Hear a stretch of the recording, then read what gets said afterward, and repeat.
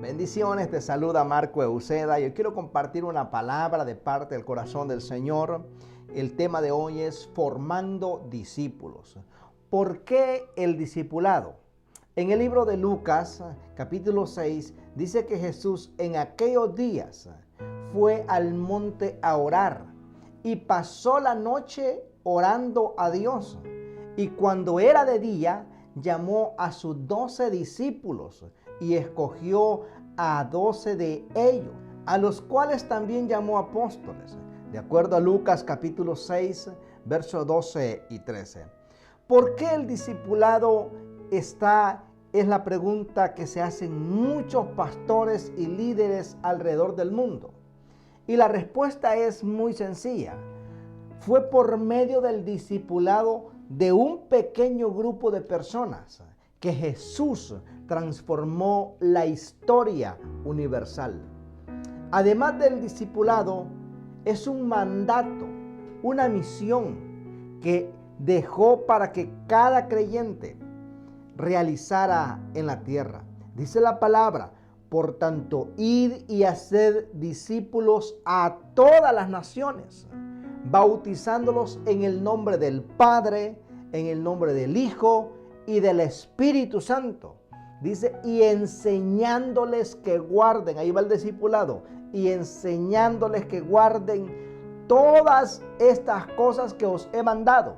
Y he aquí, yo estoy con vosotros todos los días hasta el fin del mundo. Mire qué poderosa palabra encontramos en el libro de Mateo capítulo 28, verso 19 al 20.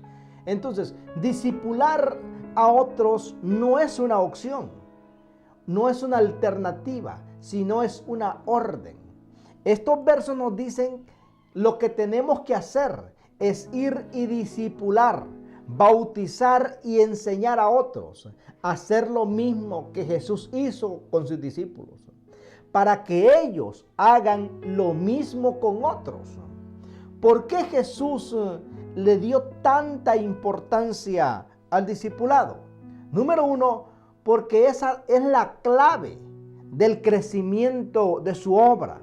El crecimiento no se basa en la cantidad de personas que hagan su profesión de fe, sino en cuántas continúan en el camino.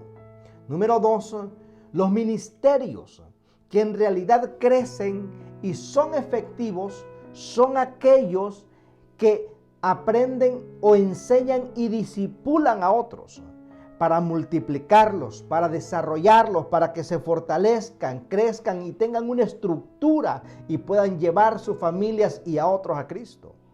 Número 3, el discipulado trae transformación total a los individuos. Por medio del discipulado, la vida de las personas es transformada. Estas dejan de ser creyentes para convertirse en verdaderos discípulos de Jesús.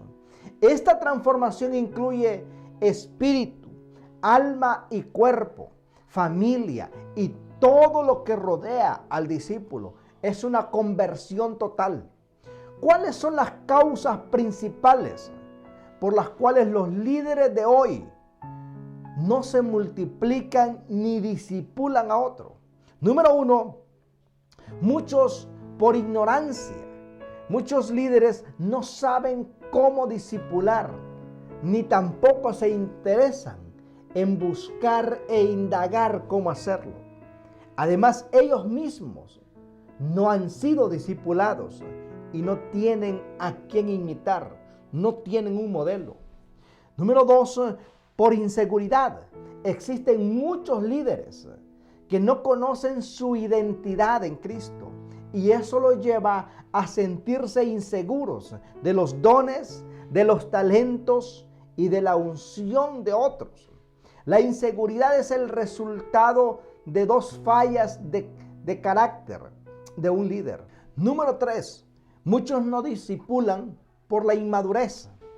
Por esta razón, muchos líderes piensan que los dones y los talentos de otros son una amenaza para él y para su ministerio. Número 4, por la falta de identidad, muchos no discipulan.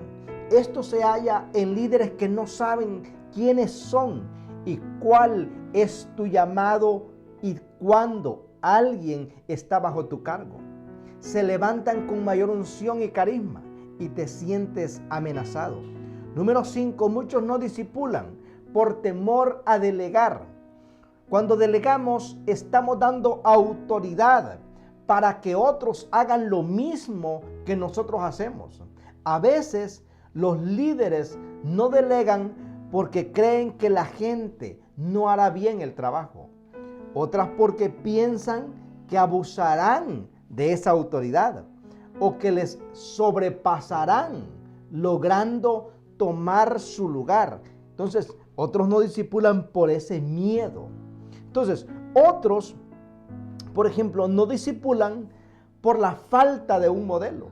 Los líderes se reproducen según su género, pero si no tienen un mentor o un padre que tome de la mano y los ayude a desarrollarse, entonces no sabrán cómo reproducirse en otros.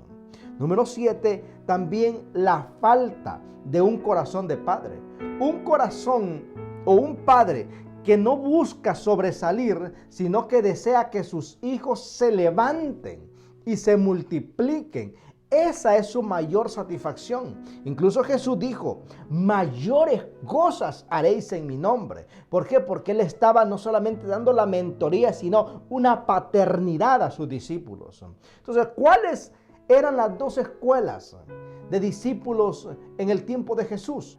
En el tiempo de Jesús existía la escuela griega y la escuela hebrea, pero Jesús usó el método hebreo, debido a que el griego estaba basado en el humanismo y el intelectualismo. Según este método, la formación de un discípulo no era basado en relación, sino en un método académico. Hoy en día, no hay verdaderos discípulos debido a que las universidades, colegios, ministerios e iglesias utilizan más el método griego. La escuela hebrea basada en relaciones es el único modelo bíblico para discipular a otros. Ahora, la pregunta clave es aquí, ¿qué es discipular? Discipular es adiestrar, es entrenar, es enseñar, es equipar, es madurar y preparar a los creyentes para la obra del ministerio, para que lleguen a ser verdaderos discípulos del Señor Jesús y líderes del reino, gente de reino, gente que está preparada y que avanza, que expande sus estacas a nuevos horizontes. Entonces, discipular no es una opción, sino un mandato del Señor. Las conversaciones, por ejemplo, suman, pero los verdaderos discípulos multiplican. Ahora bien, ¿qué es un discípulo? ¿O quién es un discípulo? Un discípulo es aquel que se pega y se ata a alguien con el propósito de adquirir conocimiento teórico, práctico y ser enseñado, instruido, adiestrado y formado para desarrollar su potencial en Dios. Ese es un discípulo. La palabra discípulo es en el griego, es macetes, que significa aprendiz, significa pupilo. Es uno que sigue detrás, que imita y el cual se convertirá en un verdadero líder. Un discípulo, una persona que aprendió, pasó por los procesos, pasó por la caña, pasó por el molino y ahí aprendió a ser un líder. Una persona no puede ser un líder o dirigir si primero no aprende a seguir a otro. La palabra discípulo viene de disciplina, que es una virtud que no se puede faltar en un buen aprendiz. La vida de un discípulo de Jesús comienza con la disciplina en sus prioridades, en el servicio, en la devoción a Dios y en el crecimiento espiritual y familiar, sometiéndose para esto a su mentor. Tiene que haber sumisión, tiene que haber una autoridad que someterse a esa autoridad. Ahora, ¿quién es un mentor? Un mentor es una persona que tiene la habilidad de identificar y de desarrollar el potencial de sus discípulos por medio de convertirse en ellos o de invertirse en ellos, en sus dones, en talentos y llevarlos a cumplir la voluntad de Dios en sus vidas. ¿Cómo se produce un mentor? Un mentor debe invertirse o invertir, por ejemplo, por largo tiempo. El tiempo sugerido es aproximadamente entre 3 a 5 años. Puede ser menos, puede ser más. Eso depende de la relación entre el mentor y el discípulo. Un mentor debe invertir todo lo que tiene en sus discípulos, en otras palabras, de vaciarse en ellos para que ellos puedan recibir esa palabra rema, tanto práctica como teórica. Entonces, debe invertir todos sus recursos materiales, espirituales, con el fin de lograr el éxito en su tarea, que sus discípulos sean una gente de bien. Por ejemplo, cuando una persona pone el dinero como ahorro en el banco y quiere ganar mucho interés, debe invertir mucho dinero por un largo periodo de tiempo. Asimismo es el discípulo.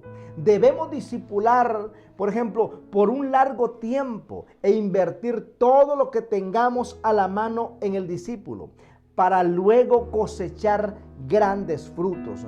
No va a haber una recompensa si primero no hay una gran inversión. El mentor tiene que invertirse en paciencia, en oración, en modelarle a ese discípulo. Ahora bien, ¿cuál es la diferencia entre un creyente y un discípulo? Por ejemplo, quiero mostrarte las diferencias que existen entre un creyente y un discípulo, de modo que podamos identificar lo que debemos cambiar para convertirnos en verdaderos discípulos de Jesús. El creyente espera los panes y los peces. El discípulo es un pescador. El creyente lucha por crecer.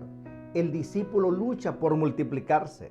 El creyente se gana fácilmente. El discípulo se entrena con mucho esfuerzo. El creyente gusta del halago. El discípulo gusta del sacrificio. El creyente murmura y reclama. El discípulo obedece y se niega a sí mismo. El creyente, su vida se centra en el yo. El discípulo, su vida se centra en otros. El creyente es egocéntrico. El discípulo es cristocéntrico. El creyente espera ser servido. El discípulo busca servir. El creyente es un número más. El discípulo hace la diferencia. El creyente es valioso. El discípulo es indispensable. El creyente guarda por sus posiciones para sí. El discípulo renuncia a todo lo que posee. El creyente ama más a su familia que a Dios. El discípulo ama más a Dios que a su familia. El creyente demanda. El discípulo ofrece. El creyente sigue cuando conviene. El discípulo sigue hasta el final. El creyente es casual. El discípulo es comprometido. El creyente actúa por conveniencia. El discípulo actúa por convicción. ¿Cuáles son los requisitos que se debe reunir o que debe reunir una persona para ser discipulada? Número 1, estar disponible. Número 2, tener un espíritu enseñable. Número 3, tener hambre y deseo de crecer y madurar en Dios. Número 4, estar dispuesto, comprometerse a una relación con su mentor. Número 5, estar dispuesto a cambiar la mentalidad. Número 6, tener un corazón de siervo. La Biblia dice en el libro de Marcos, capítulo 10, dice: Jesús llamándolo les dijo: ¿sabéis que los que son tenidos por gobernantes de las naciones se enseñorean de ellas, y sus grandes ejercen sobre ellas potestad? Pero no será así entre vosotros, sino que el que quiera hacerse grande entre vosotros será vuestro servidor. y el que de vosotros quiera ser el primero, será siervo de todos. Porque el Hijo del Hombre no vino para ser servido. Mire qué palabra tan contundente. No vino para ser servido, sino vino para dar su vida en rescate de muchos. Marcos capítulo 10, verso 42 al 45. Entonces, ¿cómo vamos a discipular? Es por medio de pequeños grupos, grupos de crecimiento, con la familia, con amigos, el vecino, etc. Al mismo tiempo que una persona es discipulada, debe discipular a otros. Ahora bien, ¿cuáles fueron los problemas más comunes entre los discípulos de Jesús? Por ejemplo, los problemas más comunes, conflictos personales entre ellos. Dice la palabra en Juan 3, entonces hubo discusión entre los discípulos de Juan y los judíos acerca de la purificación. Juan capítulo 3, verso 25. Debemos cuidarnos de la queja y de la murmuración contra nuestros mentores, contra nuestros líderes espirituales. Dice la palabra en el libro de Juan, capítulo 6, que al oír las palabras, lo que Jesús estaba diciendo, estaba enseñando, al oírla, muchos de sus discípulos dijeron, dura es esta palabra, ¿quién puede oírla? Sabiendo Jesús en sí mismo que sus discípulos murmuraban de esto, les dijo, ¿esto os ofende? De acuerdo a Juan capítulo 6, versos 60 y 61. Algunos de los discípulos, dice la palabra, que se volvieron atrás. Juan 6, desde entonces, dice la palabra, muchos de sus discípulos se volvieron atrás y ya no andaban con él. Juan 6, 66. En otras palabras, los 3 seises. Las ofensas muchas veces te van a apartar del propósito. No porque Dios quiere llevarte los propósitos, sino porque es la táctica del enemigo para sacarte de lo correcto, de lo que Dios tiene para tu vida. Unos murmuraron y otros discípulos dudaron, de acuerdo a Juan 13. Entonces los discípulos se miraban unos a otros, dudando quién hablaba. Juan 13, 22. También vemos que hubo celos y competencia por posición. De acuerdo al libro de Marcos, capítulo 10, dice que entonces Jacobo, Juan y los hijos de Zebedeo se acercaron diciendo, Maestro, querríamos que nos hagas lo que pidiéremos. Y él les dijo, ¿qué queréis que os haga? Ellos le dijeron, concédenos que en tu gloria nos sentemos el uno a tu derecha y el otro a tu izquierda. Marcos capítulo 10, verso 35 al 37. Ahora bien, ¿cuál es el precio del discipulado según Jesús? El precio es dejar de ser un creyente y convertirse en un discípulo. Eso es costoso. Por tanto, el discípulo, como para el mentor, durante la formación de un discípulo hay que invertir mucho.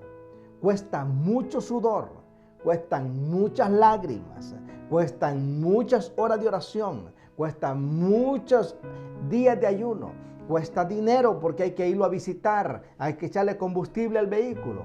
El precio del discipulado es, por ejemplo, número 1, es negarse a sí mismo. Negarnos a nosotros mismos, es decir, no a lo que pensamos, sentimos y deseamos. Es aplicar el hacha de la palabra para cortar la raíz del egoísmo de la vida. El amor es una decisión de sacrificio que busca a más alto y a lo mejor para una persona amada. El amor se define como el acto de servir para otros. El discipulado comienza con uno mismo, muriendo a nuestros propios deseos, muriendo a nuestras propias ambiciones, a la vida baja del alma, para vivir la vida alta del Espíritu. Entonces, dice la palabra en el libro de Mateo, capítulo 13, y ya también el hacha está puesta a la raíz de los árboles. Por tanto, todo árbol que no da buen fruto es cortado y echado en el fuego. De acuerdo al libro de Mateo capítulo 3, verso 10. Las ramas del árbol son acto de desobediencia. El tronco es una actitud de rebelión. Las raíces del árbol son el yo. Yo pienso, yo siento, yo deseo. Esto tiene que ser así. Entonces, debemos amar a Dios más que a nuestra propia familia. La Biblia dice en el libro de Lucas capítulo 14, dice que grandes multitudes iban con él y volviéndose les dijo, si alguno viene a mí y no aborrece a su padre y a su madre y a su mujer e hijos y hermanos y hermanas y aún a su propia vida, no puede ser mi discípulo. Lucas capítulo 14, verso 25 y 26. Entonces, debemos seguir a Jesús hasta el final, no solo por un tiempo. Dice la Biblia que el que no lleva su cruz y viene en pos de él, no puede ser mi discípulo, dijo Jesús, de acuerdo a Lucas 14, 27. Entonces, también debemos renunciar a todo lo que poseemos. Esto no significa vender o regalar nuestras posesiones. Lo que significa es ponerlas después de Dios. O sea que lo que yo tengo, el vehículo, la casa, propiedades, etcétera, no son más importantes que mi relación con Dios. Mi relación con Dios es indiscutible, es innegociable. Entonces, la palabra dice que así pues cualquiera de vosotros que no renuncie a todo lo que posee, no puede ser mi discípulo, de acuerdo al libro de Lucas capítulo 14, verso 33.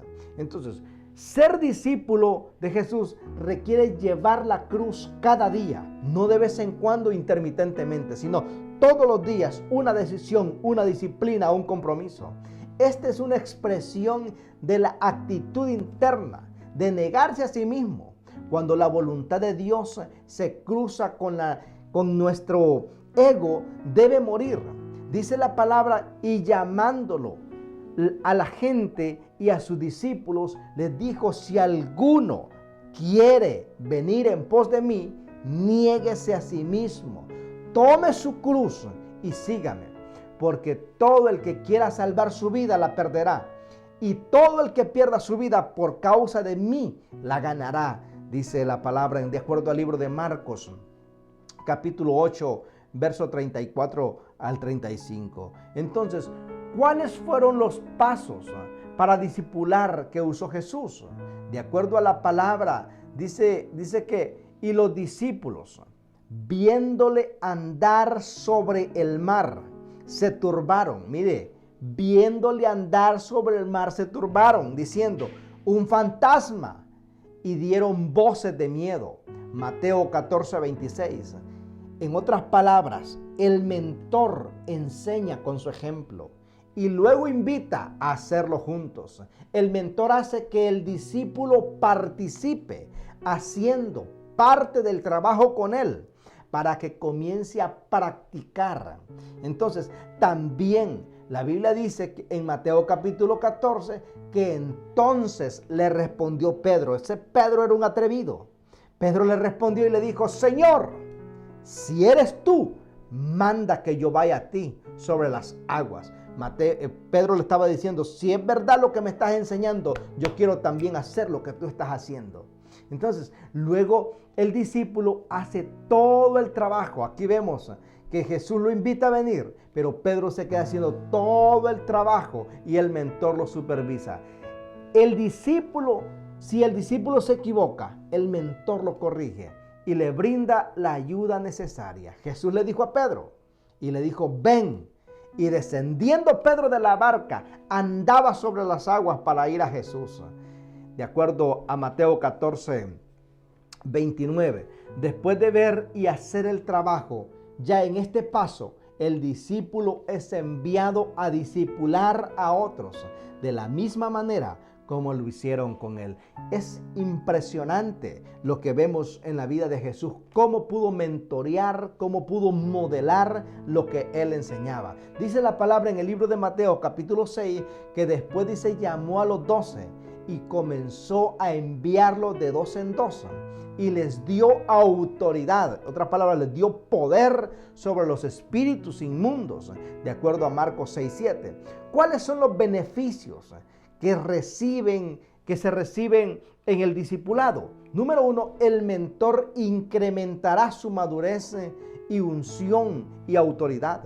Número 2, el discípulo recibirá una herencia espiritual impartida. Dice la palabra en el libro de Hechos, capítulo 20, y dice, y ahora, hermanos, os encomiendo a Dios y a la palabra de su gracia, que tiene poder para sobreedificaros y daros herencia con todos los santos. Mire qué poderosa palabra, Hechos 20:32.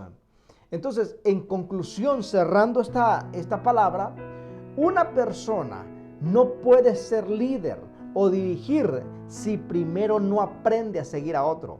O en otras palabras, si no pasó por los procesos del discipulado, no puede ser un líder. La palabra discípulo viene de disciplina, que es una virtud que no puede faltar en un buen aprendiz. La vida de un discípulo de Jesús comienza con la disciplina, en sus prioridades, en el servicio, en la devoción a Dios y en el crecimiento espiritual y familiar, sometiéndose para esto a todo su mentor. Es importante, si usted todavía no ha entrado en clases de discipulado, yo le animo a que lo haga. Número 1, como padres de familia, somos los pastores de nuestra familia, somos los pastores de nuestro hogar. Y si todavía usted es un joven, no tiene hijos todavía, pero un día los va a tener, pero usted va a ir preparado, va a entender cómo discipular, cómo entrenar a su hijo, a su familia, a su casa, para poder servirle de una mejor manera a Dios. Si esta palabra ha sido de bendición, yo te invito a que la compartas con otros. Suscríbete a nuestro canal de YouTube. Síguenos en Facebook, en Instagram, en Twitter, en TikTok. Síguenos en todas las redes sociales. Estamos ahí para servirte como Marco Euseda. Si necesitas oración, contáctanos por medio de Messenger, por medio incluso en YouTube tú puedes escribirnos también en los comentarios. Estamos ahí para servirte y para orar por ti y por los tuyos, levantando los brazos. Si todavía también no conoces del Señor y quieres entregarle tu vida a Dios, haz esta oración conmigo. Señor Jesús, hoy rindo mi vida delante de ti. Te pido perdón por mis pecados. Límpiame, Dios mío. Escribe mi nombre en el libro de la vida. Hoy te acepto como mi único salvador de mi vida, Jesús. Entra en mi vida, Señor. Entra en mi vida, Señor. De hoy en adelante tú serás mi Padre y yo seré tu Hijo, Señor. Te doy gracias por salvarme y por morir en la cruz del Calvario. Gracias, Señor Jesús. Si tú hiciste esta oración, yo te felicito. Has entrado a la familia de la fe. Has tomado la mejor decisión. Y Cristo hoy está morando en tu vida. Dios te bendiga, Dios te guarde. Quien estuvo contigo, Marco Euseda. Bendiciones y nos vemos en la próxima.